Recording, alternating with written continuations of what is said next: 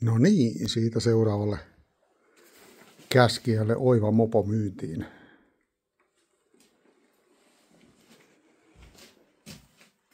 Iskarit on tämmöiselle vanhemmalle herrasmieskuljettajalle simmitetty tuolla Hakalalla Virroilla.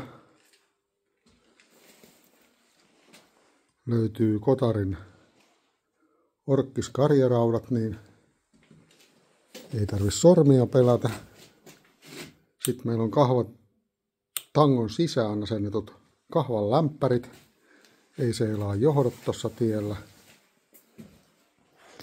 Sitten täällä on TM Design Worksin toi ketjunohjuri. Niin ei tarvi jäisessäkään spoorissa pelätä, että kettingi pomppaa helposti pois päältä. Kaikin puolin soiva peli.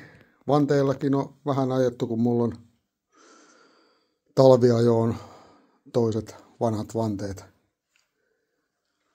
Näillä alkuperäisillä vanteilla, mikä pyörässä on tullut mukana, jotka siinä nyt myydään mukana, niin näillä ei ole ajettu varmaan sitten kuin joku 30-40 tuntia.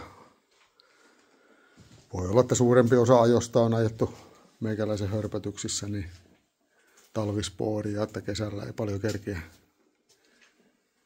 kerkiä harrastelee. Ja sitten on tää Siilapin pitopenkki on tässä kanssa.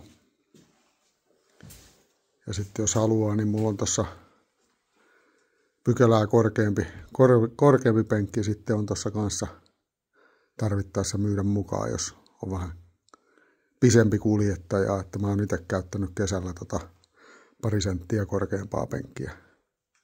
Pääsee tämmönen kampurajalka mukavammin sitten seisaaltaan.